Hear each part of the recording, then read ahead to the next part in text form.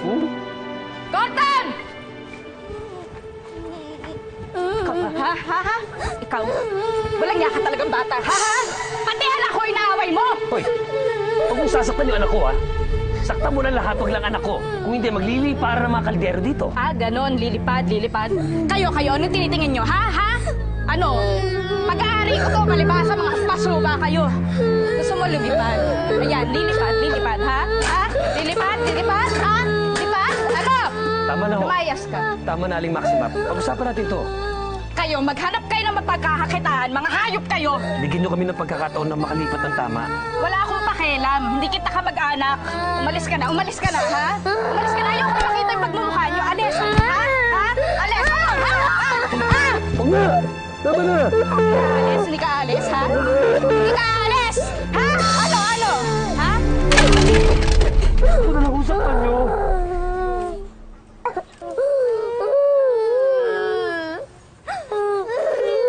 Sige, pagbibigyan kita pero isang gabi lang. Pagkatapos niya, ayoko makita yung pagmumukha niyo dyan. Halika na.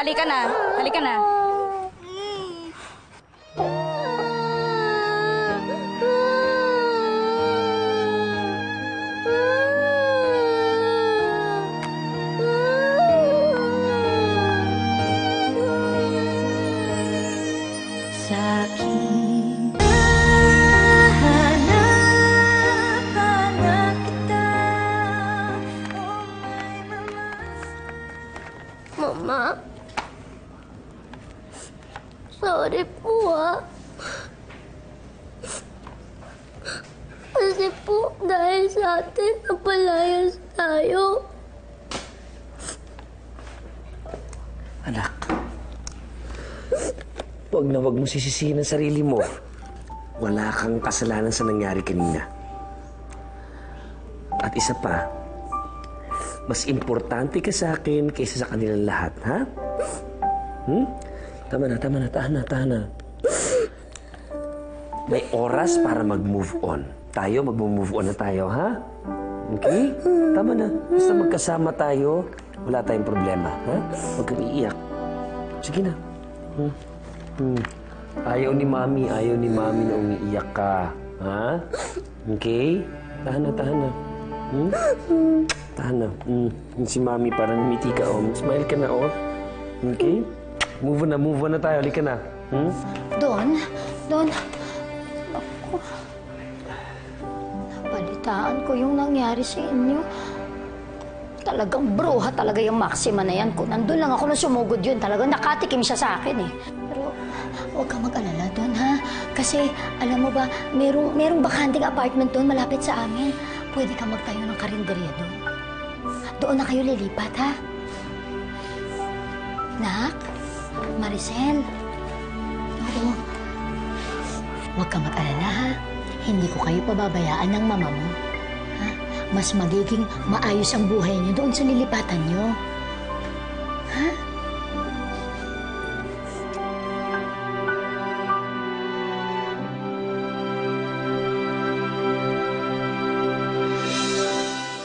Don, yung totoo. Ano ba lang nito? Meron ba isang bata pa dito sa loob ng maleta mo, ha? Baka naman napakabigat naman ang maletang to. Ay, pero mabuti na rin nakalipat kayo, ha? Kasi alam mo naman, maraming chismosa dun sa inyo.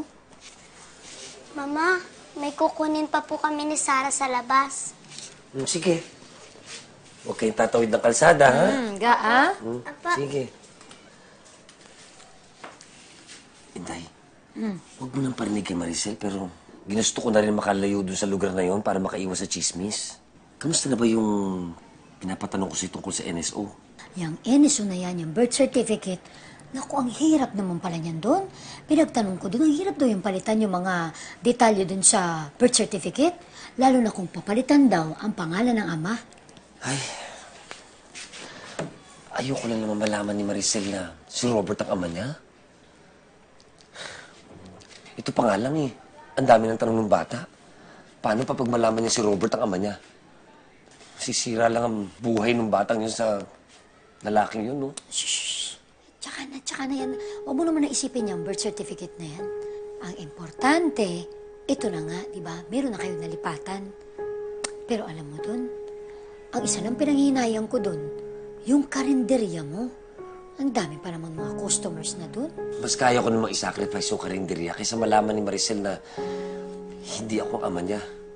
Yun nga lang, naubos sa advance at deposit yung mga naipon ko. Bale,